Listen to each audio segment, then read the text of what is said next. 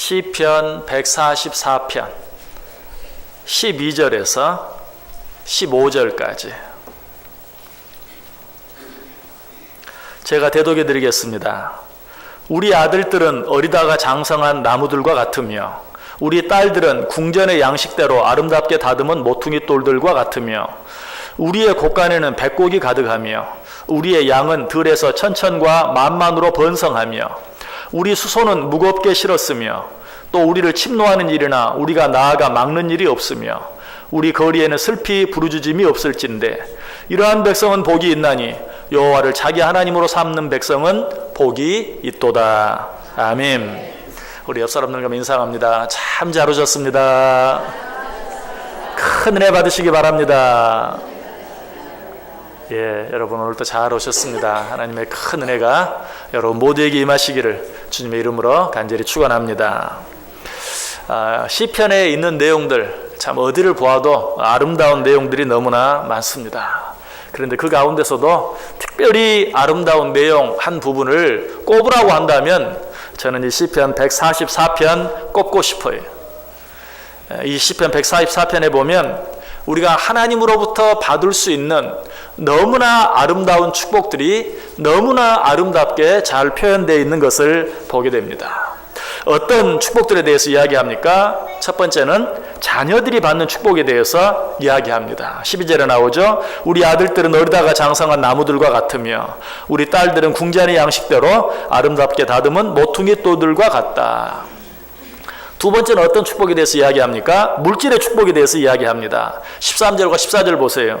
우리의 곳간에는 백곡이 가득하며 우리의 양은 들에서 천천과 만만으로 번성하며 우리 수소는 무겁게 실었으며.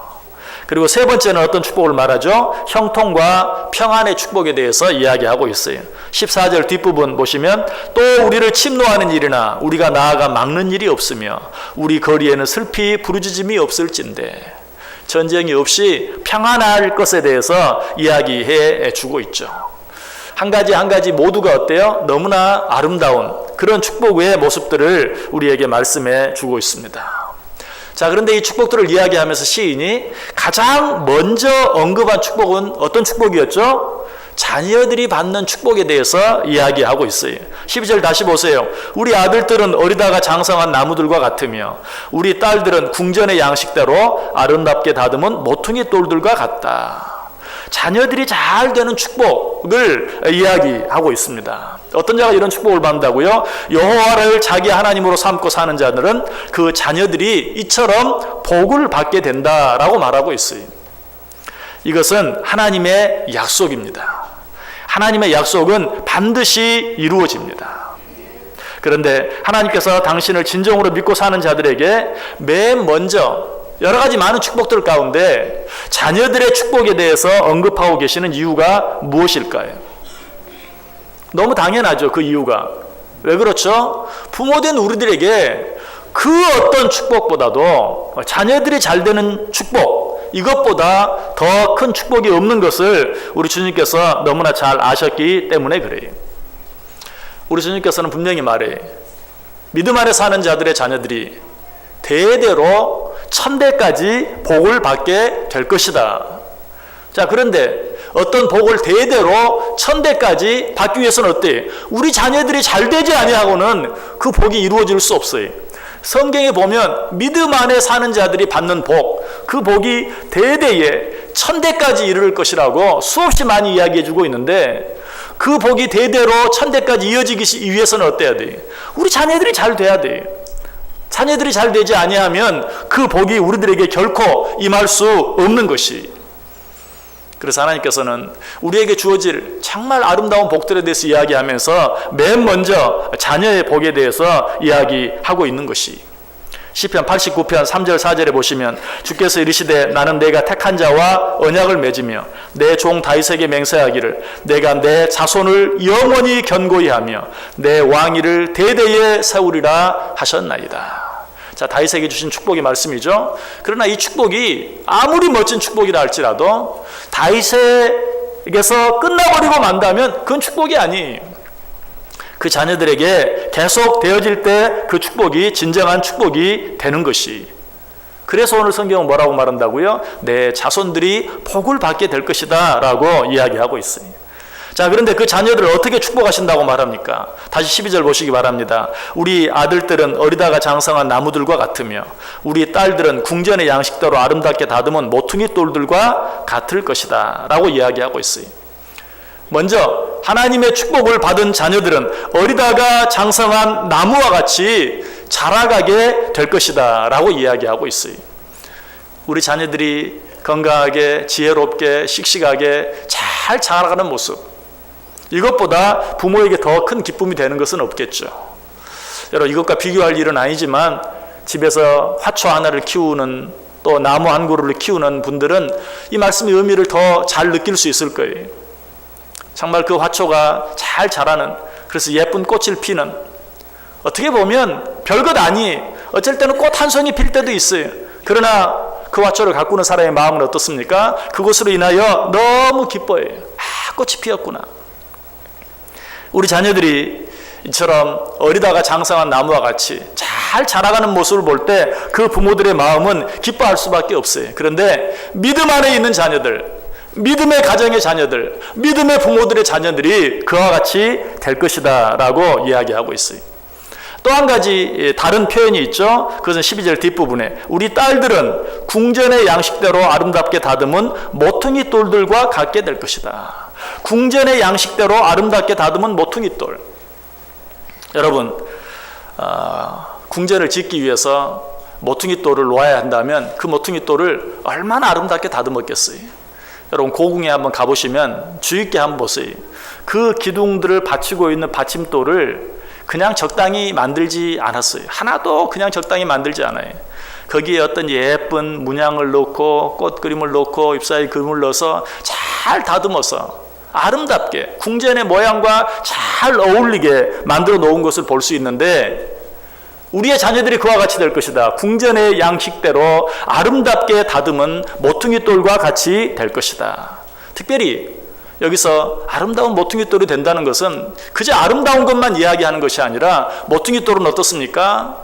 기둥과 기둥을 서로 연결해주고, 그리고 그 무거운 집을 잘 받쳐주는 가장 요긴한, 가장 필요한 돌이, 그처럼 믿음의 자녀들은 아름다울 뿐만 아니라 그 어떤 가정에 있어서 사회에 있어서 무슨 일을 하든지 가장 중요하고 가장 요긴한, 그래서 모든 사람들에게 귀히 여김을 받는 그런 자녀들이 될 것이다 라고 이야기하고 있어요.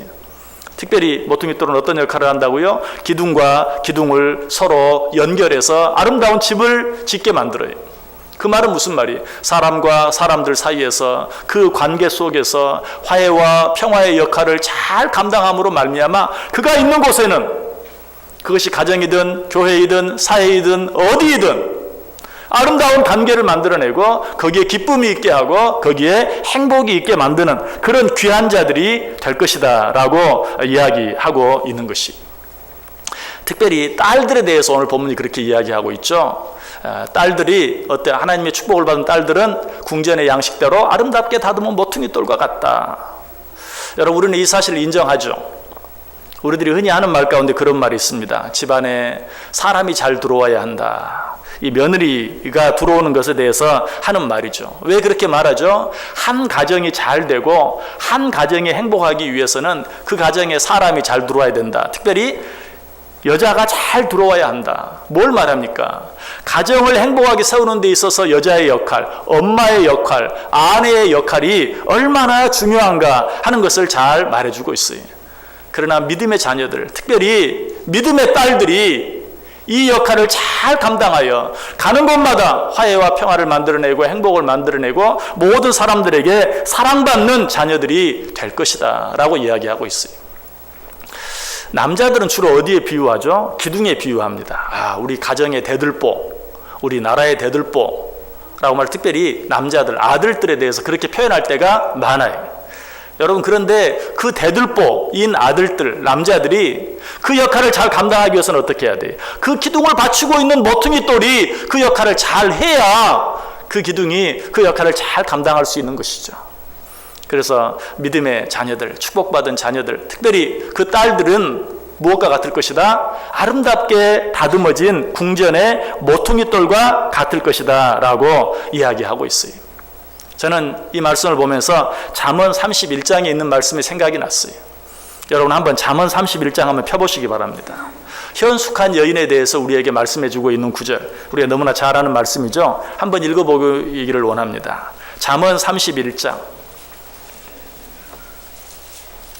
10절에서 31절까지 좀 긴 말씀이지만 교독하면서 읽겠습니다. 잠언 31장 10절에서 31절. 우리의 자녀들, 특별히 우리의 딸들이 이러한 딸들이 되기를 원하는 마음을 가지고 한 절씩 교독합니다. 제가 10절 읽습니다. 누가 현숙한 여인을 찾아 얻겠느냐? 그의 값은 진주보다 더하니라.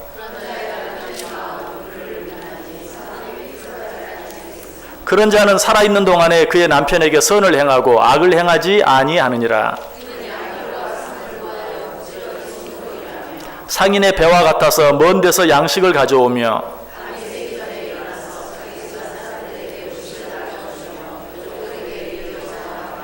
밭을 살펴보고 사며 자기의 손으로 번 것을 가지고 포도원을 일구며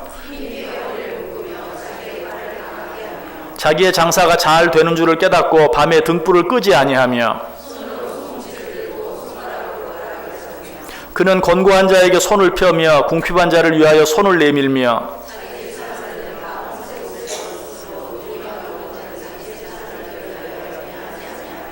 그는 자기를 위하여 아름다운 이불을 지으며 세마포와 자색 옷을 입으며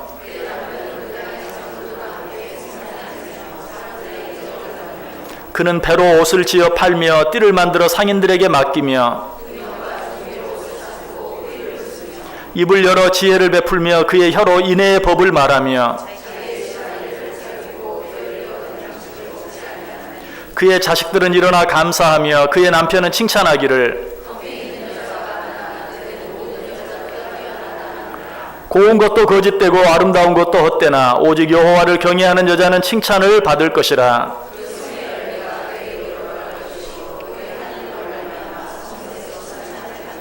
아멘. 얼마나 아름답습니까? 여러분, 여러분의 자녀들이, 특별히 여러분의 딸들이 이렇게 되어지길 원합니까? 믿음을 가진 믿음의 자녀들, 여호와를 자기의 하나님으로 삼은 자녀들에게는 이런 축복이 따르게 될 것이다 라고 이야기하고 있어요. 자, 그런데 이런 축복을 받아 누리기 위해서 우리가 해야 할 일은 어떤 일들이 있을까요? 어떻게 해야 할까요?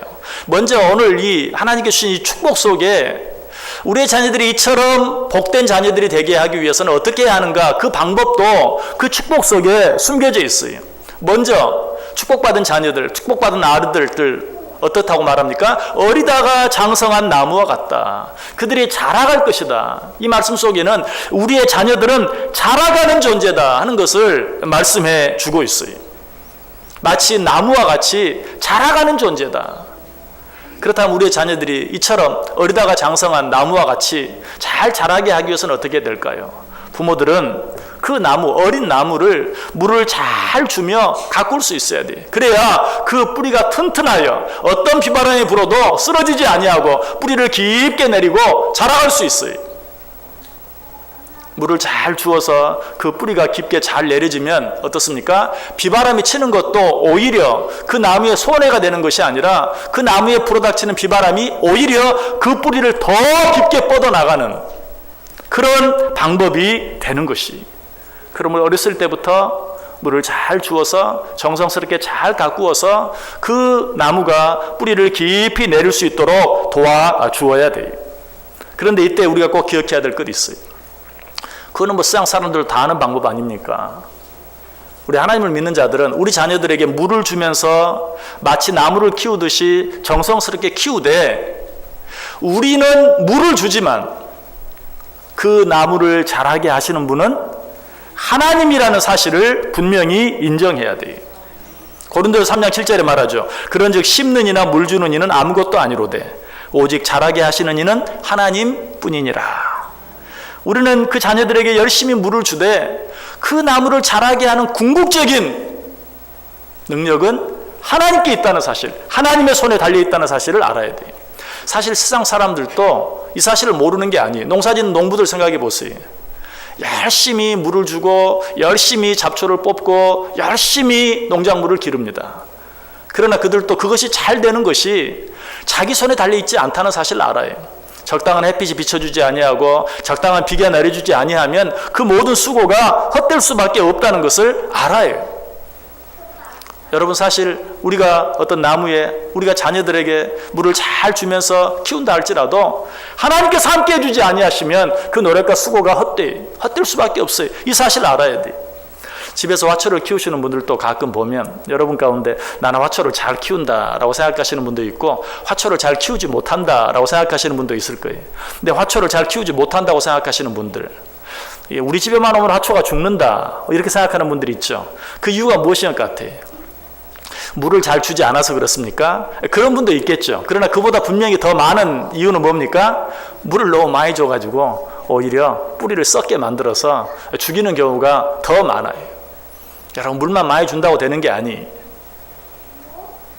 우리가 나무를 키울 때 물은 우리가 주지만 그러나 근본적으로 그 나무를 자라게 하시는 분은 하나님이라는 사실을 우리가 분명히 인정하고 하나님의 도움을 구하며 하나님께 모든 것을 맡기며 물을 줄 수 있어야 된다는 것이. 자, 그럼 우리 자녀들에게 그 자녀들이 자라는 것이 하나님의 손에 있다는 사실을 인정하고 물을 준다는 것은 어떻게 하는 것을 말할까요? 누가복음 23장 28절에 예수님께서 하신 말씀 속에 그 방법이 잘 나타나 있어요. 예수께서 돌이켜 그들을 향하여 이르시되 예루살렘의 딸들아 나를 위하여 울지 말고 너희와 너희 자녀를 위하여 울라. 이 말씀은 예수님께서 십자가를 지고 골고다 언덕을 올라가면서 자기를 따르던 여인들이 슬피 우는 모습을 보고 이스라엘의 딸들아 울지 말라, 나를 위하여 울지 말고 너희 자녀를 위하여 울라. 고난 당하시는 예수님, 그리고 죽임 당하실 예수님을 생각하며 슬퍼하는 것보다 너희들이 먼저 해야 할 일이 있다. 그것은 너희 자녀를 위하여 눈물을 흘리는 일이다. 여러분, 자녀에게 물을 준다는 것, 하나님을 믿는 우리가 그들이 자라나는 것이 하나님의 손에 있다는 사실을 알고 내가 그 자녀들에게 물을 주는 것은 다른 것이 아니라 하나님 앞에서 기도로 눈물 흘리며 기도하는 것, 그것이 바로 우리 자녀들에게 물을 주는 것이.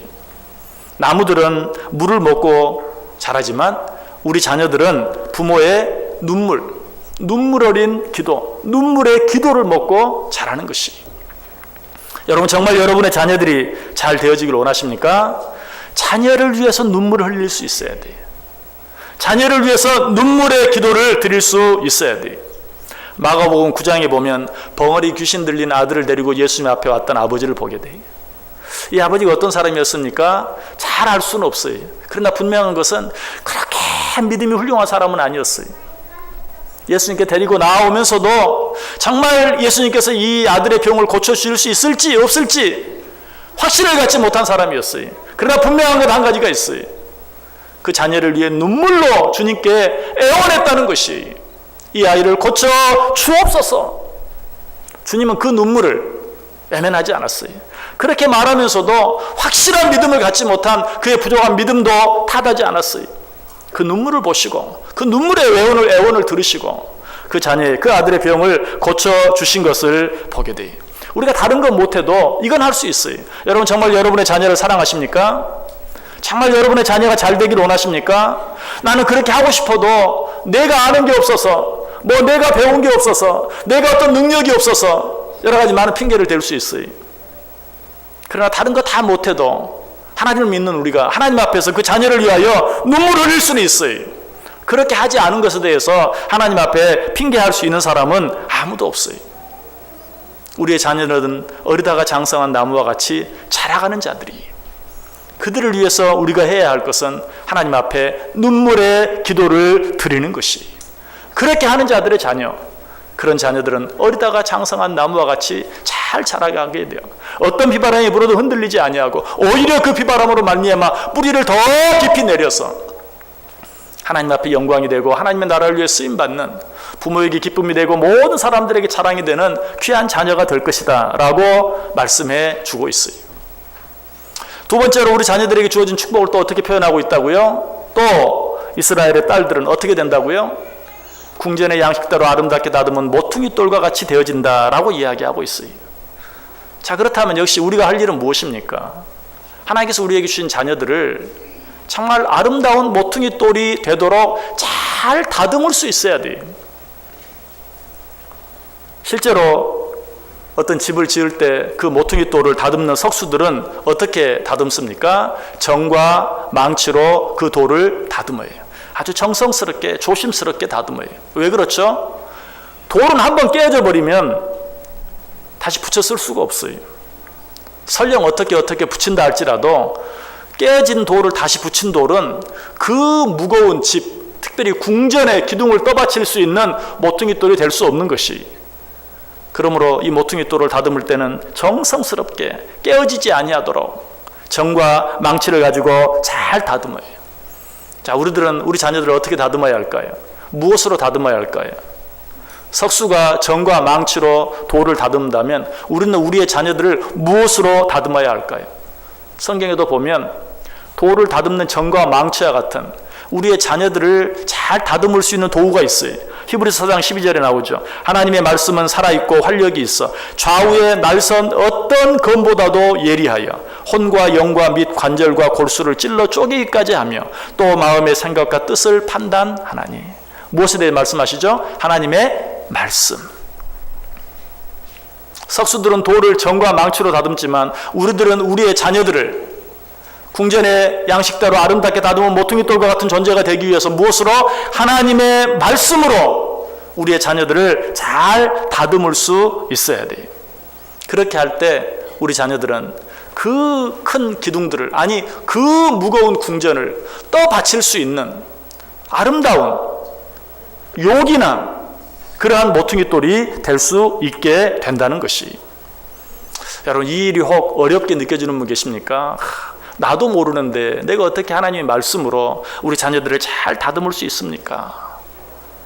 여러분, 그 일은 그렇게 어려운 일이 아니에요. 여러분, 우리 자녀들은 부모들의 말, 부모들의 설명을 통해서 배우고 자라는 것이 아니에요. 우리의 자녀들은 부모들이 하는 것을 보고 배우는 것이.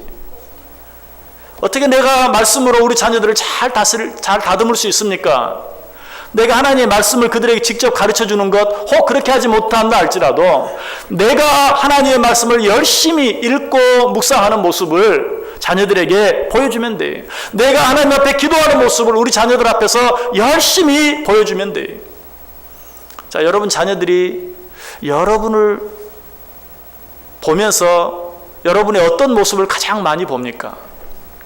여러분이 엎드려 성경 보고 기도하는 모습 자녀들에게 보여준 때가 언제입니까? 한번 생각해 보세요.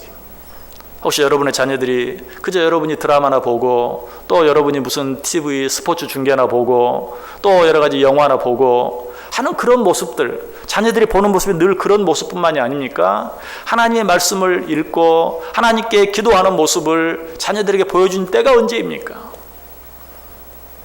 우리의 자녀들을 말씀으로 잘 다듬는다는 것, 내가 직접 가르칠 수도 있어요. 내가 직접 권면할 수도 있어요. 그러나 혹 그렇게 하지 못한다 할지라도 내가 하나님의 말씀을 사랑하고 묵상하고 날마다 읽고 그리고 하나님 앞에 날마다 기도하는 모습을 보여주는 그것이 우리의 자녀들을 하나님의 말씀으로 잘 다듬는 것이.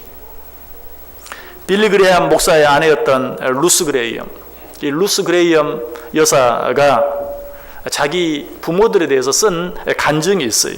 제가 직접 한번 읽어볼게요. 매일 아침 식사를 하러 아래층으로 내려가면 우리 아버지는 자리에 앉아 성경을 읽고 계셨다. 의료 선교사이셨던 아버지는 항상 정신없이 바쁘셨던 분인데도 아침 시간에는 항상 성경과 함께했다. 또 밤이면 일을 마치신 우리 어머니도 아버지와 똑같이 하셨다. 세상에서 가장 존경하고 사랑하는 우리 부모님의 관심과 헌신을 그 정도로 차지하는 것이라면 나도 한번 탐구해 볼 만한 가치가 있다고 판단했다. 그래서 나는 아주 어렸을 때부터 성경을 읽기 시작했다. 이 빌리 그레이엄 목사님의 아내 루스 그레이엄은 중국 선교사였던 아버지와 어머니 사이에서 태어났죠. 그래서 어린 시절을 중국에서 보냈는데 의료 선교사였던 아버지 그리고 그 어머니가 성경을 그 바쁜 중에도 틈만 나면 성경을 읽는 모습을 보면서 내가 정말 사랑하고 존경하는 우리 아버지와 어머니가 저렇게 열심히 읽는 책이라면 나도 한번 읽어볼 가치가 있겠다 라고 생각하고 어렸을 때부터 성경을 가까이 했다는 것이. 여러분 여러분의 자녀들을 가르치는 것은 말로가 아니, 내 입으로 무엇을 가르치는 것만으로 가르치는 것이 아니, 그 자녀들 앞에 무엇을 보여주느냐, 어떤 내 모습을 보여주느냐 하는 것이 중요해. 세상의 모든 자녀들을 보면 이상한 것 한 가지가 있어요. 그것은 무엇입니까? 잘 될 것 같은데 잘 되지 못하는 자녀들. 또 반대로 잘 되지 않을 것 같은데 잘 되는 자녀들, 우리는 보게 됩니다. 그 이유가 무엇일까요? 여러분, 그 자녀들은 우리의 손에 있는 것이 아니라 하나님의 손에 달려 있어요. 우리가 하나님 앞에 온전히 맡기고 그들을 위하여 하나님 앞에 엎드려 기도하고 그들 앞에서 하나님의 말씀을 사모하는 모습을 보여주면 그들이 하나님의 말씀 안에 거하게 되고, 그렇게 할 때 하나님이 그들과 함께 하시는 것이. 그래서 시편 127편 1절과 2절은 뭐라고 말합니까? 여호와께서 집을 세우지 아니하시면 세우는 자의 수고가 헛되며 여호와께서 성을 지키지 아니하시면 파수꾼의 깨어 있음이 헛되도다. 너희가 일찍 일어나고 늦게 누우며 수고의 떡을 먹음이 헛되도다. 그러므로 여호와께서 그의 사랑하시는 자에게는 잠을 주시는도다. 여호와께서 집을 세우지 아니하시면 세우는 자의 수고가 헛되다. 여호와께서 성을 지키지 아니하시면 파수꾼의 깨어 있음이 헛되도다. 여러분은 이 원리를 어디에 가장 먼저 적용하십니까?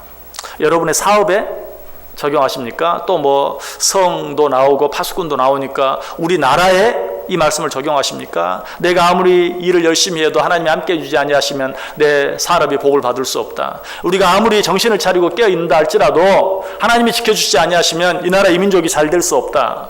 여러분, 그렇게 이 말씀을 적용하십니까? 물론 당연히 그렇게 해야죠. 그렇게 적용하는 것이 전혀 잘못되지 않았어요. 그러나 오늘 시편 127편에서 이 말씀, 하나님께서 함께 해주시지 아니하시면, 하나님께서 성을 지켜주지 아니하시면 우리의 모든 수고가 헛되다고 말씀하신 이 말씀을 하시는 가장 주된 이유가 무엇인가? 이 말씀 뒤에 어떤 말씀이 나오는가를 보면 알아요. 아까 읽었던 말씀 시편 127편 1절 2절, 여호와께서 집을 세우지 아니하시면 세우는 자의 수고가 헛되며 여호와께서 성을 지키지 아니하시면 파수꾼의 깨어 있음이 헛되도다. 너희가 일찍 일어나고 늦게 누우며 수고의 떡을 먹음이 헛되도다. 그러므로 여호와께서 그의 사랑하시는 자에게 잠을 주시는도다. 그리고 나서 3절에 보라, 자식들은 여호와의 기업이요 태의 열매는 그의 상급이로다. 여호와께서 집을 세우지 아니하시면 집을 세우는 자의 수고가 헛되고 여호와께서 성을 지키지 아니하시면 파수꾼의 깨어있음이 헛되다. 이 말씀을 하시는 이유가 무엇인가? 보라, 자식들은 여호와의 기업이요 태의 열매는 그의 상급이다.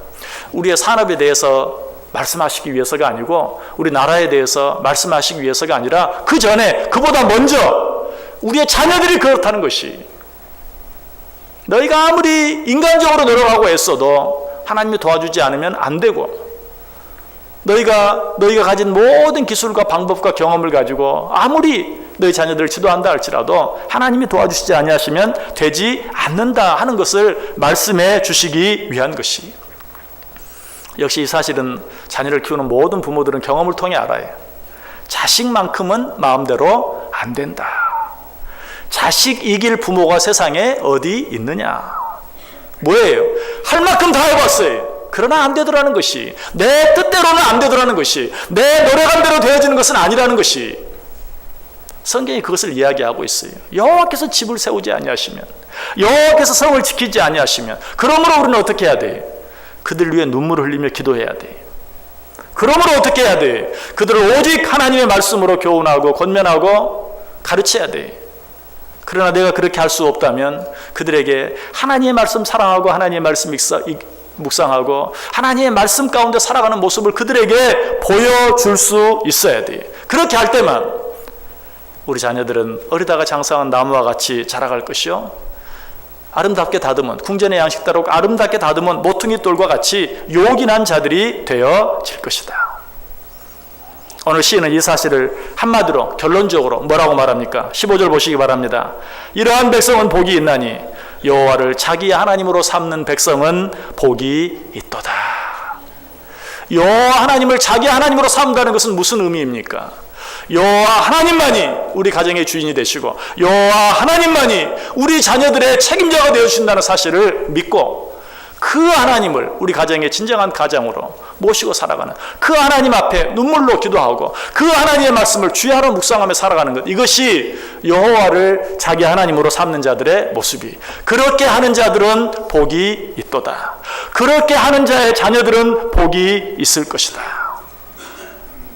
여러분, 늘 하나님 앞에 우리 자녀들을 위하여 눈물로 기도하고 하나님의 말씀을 사랑하는 모습을 보임으로 우리 자녀들을 말씀으로 양육해 나아감으로 하나님께서 우리에게 허락하신 모든 자녀들이 어리다가 장성한 나무와 같이 자라가고 궁전의 양식대로 아름답게 다듬은 모퉁이돌과 같이 요긴한 존재들이 되어서 예수님이 그러하셨던 것처럼 키가 자라고 지혜가 자라감에 따라 하나님과 사람들에게 더욱더 사랑스러워가는 귀한 자녀들 다 될 수 있기를 주님의 이름으로 간절히 축원합니다. 기도하겠습니다. 사랑과 은혜가 충만하신 하나님, 감사를 드립니다.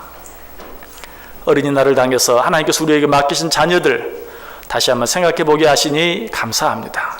하나님께서 우리에게 주신 자녀들 내 마음대로 내 뜻대로 되는 존재들이 아닌 것을 깨닫게 하여 주옵소서.